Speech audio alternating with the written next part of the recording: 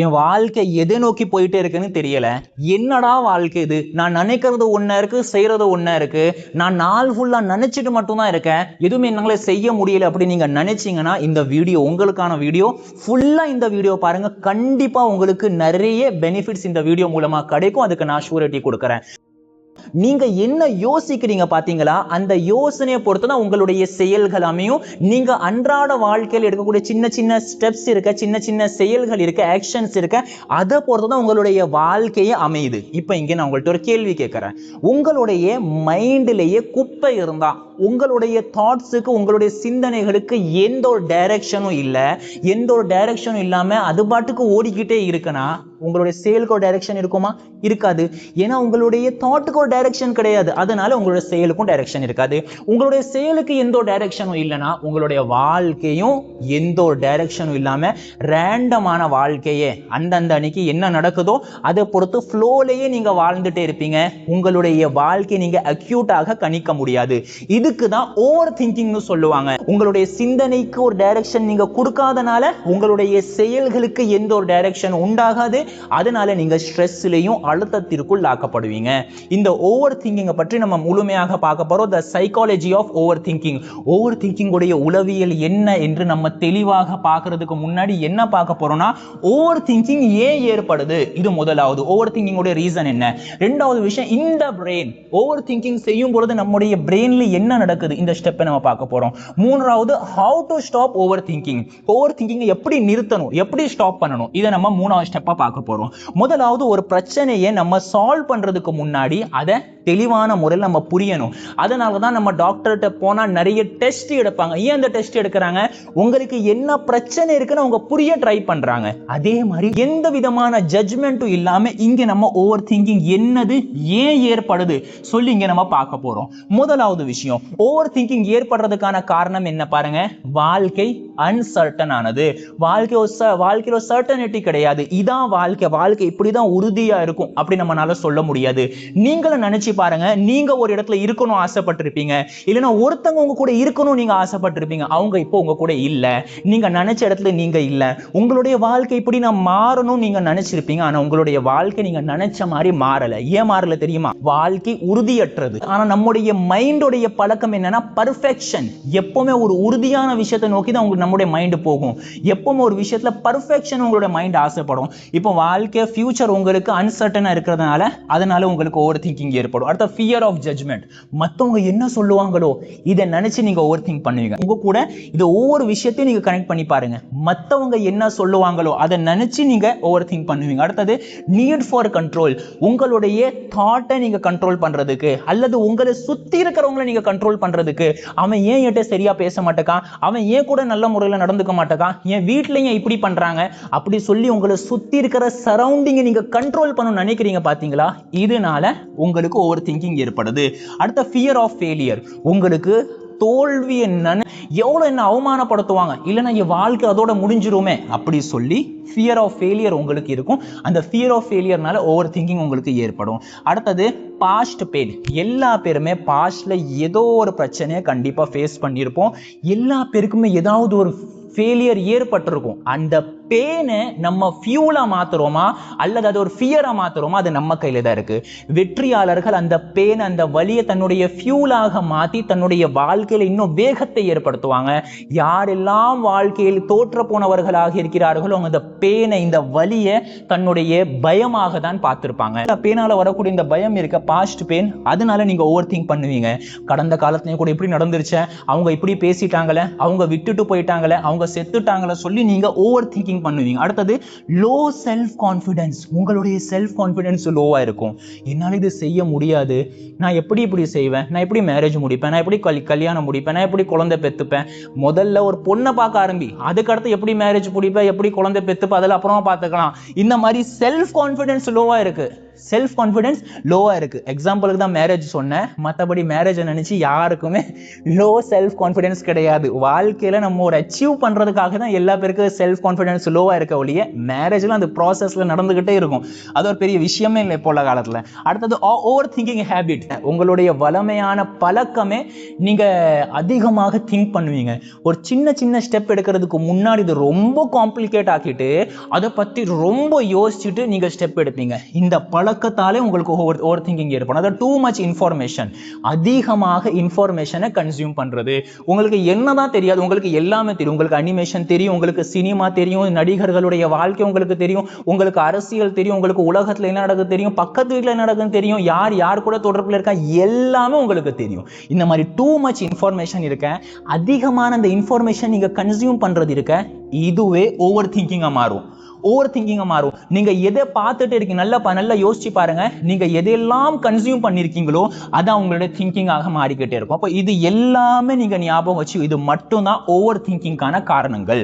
இதனால உங்களுக்கு over thinking ஏற்படும். இப்போ நம்ம காரணத்தை பார்த்துட்டோமா, ஷார்ட்டா உங்களுக்கு சொல்ல போனா, இன் ஷார்ட் நான் சொல்றேன், our mind tries to protect us but creates more stress. நம்முடைய மைண்ட் இருக்க நம்மளை ப்ரொடெக்ட் பண்றதுக்காக வேண்டிதான் இவ்வளவு சிந்தனைகளை உண்டாக்குது. ஆனா அந்த உண்டாகக்கூடிய அந்த சிந்தனைகளை நமக்கு அழுத்தமாக மாறிடுது. அதான் ஓவர் திங்கிங். புரிஞ்சிருச்சா? நம்மளுடைய மைண்ட் நம்மளை ப்ரொடெக்ட் பண்ண தான் நினைக்குதுங்க. மைண்ட் ரொம்ப நல்லது, ரொம்ப அழகானது, அதை நம்ம நேசிக்கணும். ஆனா அந்த நேசத்துல மைண்ட் என்ன பண்ணுதுன்னா, நம்மளை ப்ரொடெக்ட் பண்றதுக்கு பதிலாக நிறைய திங்கிங்கை உண்டாக்கிட்டு நம்ம மேல ஒரு பாரத்தையும் ஒரு சுமையை உண்டாக்கி நம்மளை அழுத்தத்திற்குள்ளாக்கி விடுகிறது. இப்போ நம்ம பார்க்க போறோம், ரீசன்ஸை பார்த்துட்டோம், என்ன நடக்குதுன்னு ஏன் நடக்குது பார்த்துட்டோம். இப்போ நம்முடைய மைண்ட் நம்ம ஓவர் திங்கிங் செய்யும் பொழுது எப்படி செயல்படுதுன்னா, முதல்ல ட்ரிகர்னா என்ன? Thought problem. ஏதாவது ஒரு சிந்தனை, ஏதாவது ஒரு ப்ராப்ளம்.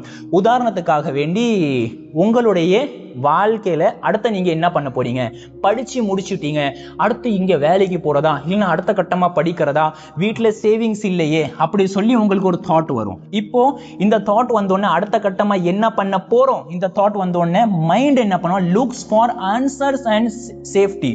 மைண்ட் என்ன பண்ணும், அந்த இடத்துல பதில்களையும் தேடும், இன்னும் சேஃப்டியும் தேடும். மைண்ட் என்ன சொல்லும், அடுத்த கட்டமா நம்ம படிக்கணும், என்ன படிக்கிறது, எப்படி படிக்கிறது, எதை படிச்சா அதிகமா சம்பாதிக்கலாம், எதை படிச்சா நல்ல வேலை கிடைக்கும், ஆன்சர்ஸ் அதுக்கான பதில்களையும் இன்னும் சேஃப்டியையும் மைண்ட் தேட ஆரம்பிச்சிடும். இது ரெண்டாவது ஸ்டெப்.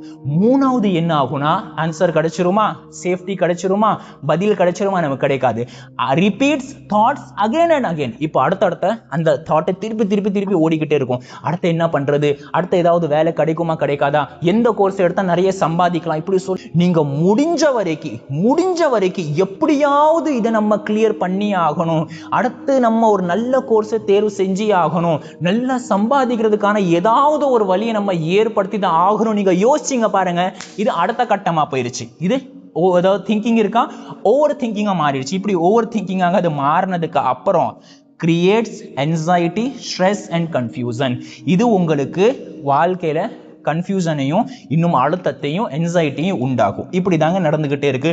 ஒரு தாட் வருது, நீங்க அதுல இருந்து ஒரு கேள்வி கேட்க நினைக்கிறீங்க, அதன் மூலமாக ஏதாவது ஒரு பதிலை பெற நீங்க விரும்புறீங்க, அடுத்த அதே கேள்விக்கான பதிலை நீங்க தேடுறதுக்கு அதே சிந்தனையை திருப்பி நீங்க சுத்திக்கிட்டே இருக்கீங்க.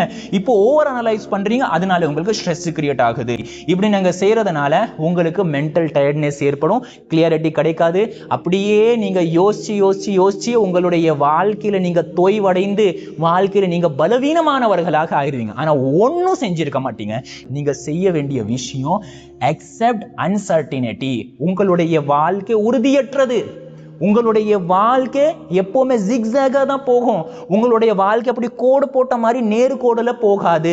உங்களுக்கும் தோல்வி ஏற்படும், உங்களுக்கு கேவலம் ஏற்படும், உங்களுக்கு அவமானம் ஏற்படும். ஆனா அது கூட சேர்த்து உங்களுக்கு இடையில சந்தோஷமும் ஏற்படும், உங்களுக்கு வெற்றியும் கிடைக்கும், பிளஸ் தோல்வியும் கிடைக்கும். இந்த விஷயத்தை நீங்க அக்செப்ட் பண்ணுங்க. நீங்க ஒருத்தவங்க கூட இருக்கீங்கன்னா உங்களுக்கு நல்லது மட்டும் கிடைக்காது. அதே மாதிரி அதிகமா ஸ்வீட் சாப்பிடணும்னா அப்போ பல்வலி தாங்கி ஆகணும். இதான் வாழ்க்கையோட நேச்சர். ஒரு நல்லது நமக்கு கிடைக்குது, அது கூட சேர்த்து கெட்டதும் கிடைக்கும். இதே மாதிரி தான் வாழ்க்கை அன்சர்டினிட்டி. எப்பவுமே உங்களுக்கு எல்லாமே கோடு போட்ட மாதிரி நடக்காது. இது முதலாவது விஷயத்தை நீங்க அக்செப்ட் பண்ணிட்டீங்களா?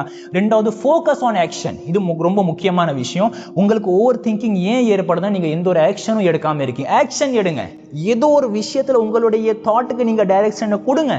அத மாதிரி நீங்க டைரக்ஷனை கொடுத்துட்டீங்களா, ஆக்ஷன் எடுத்துட்டீங்களா, இது ரெண்டாவது விஷயம். அடுத்தது ஸ்டே இன் த பிரசன்ட். இங்க பாருங்க, இந்த மாதிரி பாஸ்ட் பெயின் இருக்கும் அல்லது அன்சர்டன் ஃபியூச்சரை பத்தி இருக்கும். நீங்க என்ன பண்ணுங்கன்னா பிரசன்ட் மூமெண்ட்டுக்கு வாங்க.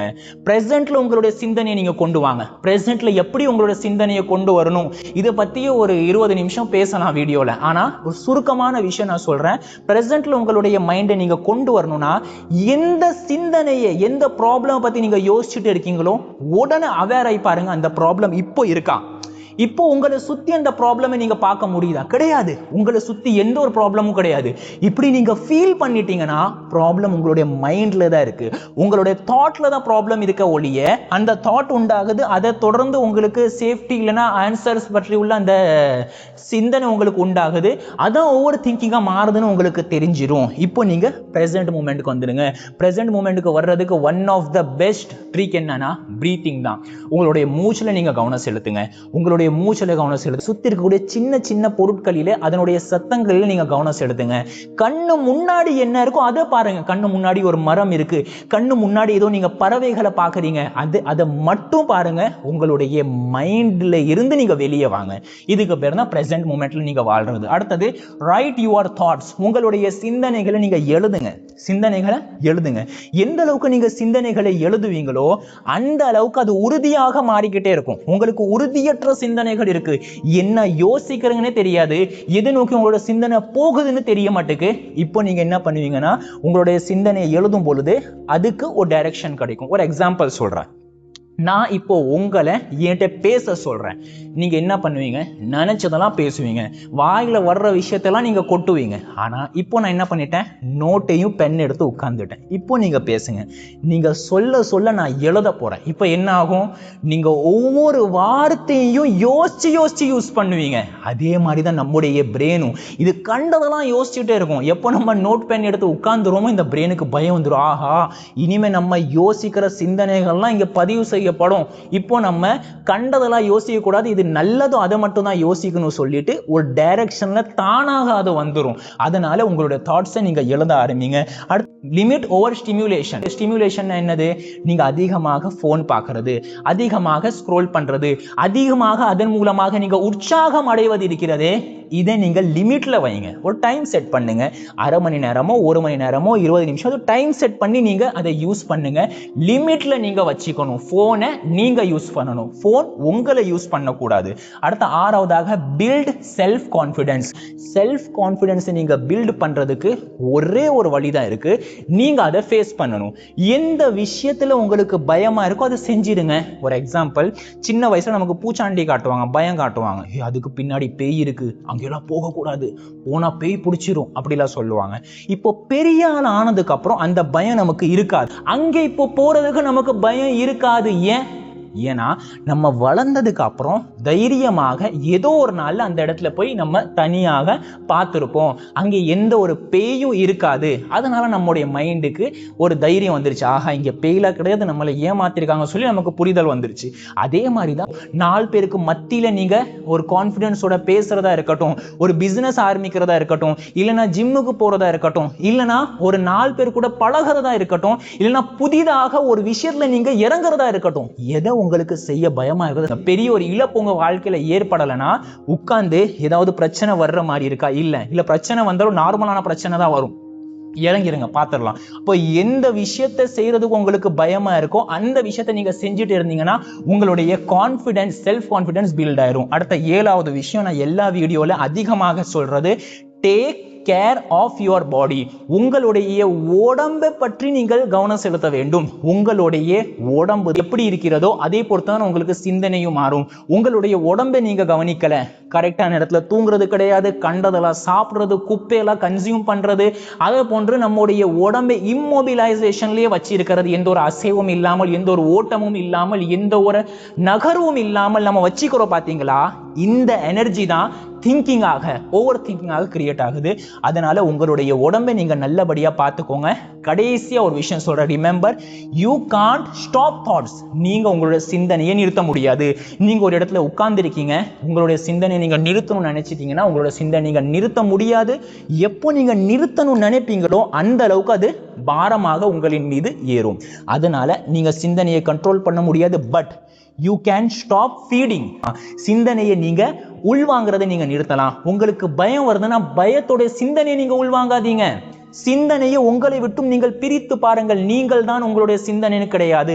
தனியா உட்காருங்க. உங்களுக்கு வரக்கூடிய சிந்தனையை நீங்க ஃபீட் பண்ணாம அப்படியே அதை தூரமா பாருங்க. நீங்க டிவியில ஒரு படம் பார்ப்போம் தெரியுமா, நம்ம அந்த மாதிரி உங்களுடைய சிந்தனையை நீங்க பிரித்து பாருங்கள். இப்படி பிரிச்சு பார்க்கும்போது என்ன ஆயிரும்னா நீங்களும் உங்களுடைய சிந்தனையும் வேறு என்று உங்களுடைய மைண்டுக்கு தெரிஞ்சிரும். அதை பொறுத்து உங்களுடைய ஆக்ஷன்ஸ் எல்லாமே நீங்க எடுக்க தொடங்குவீங்க.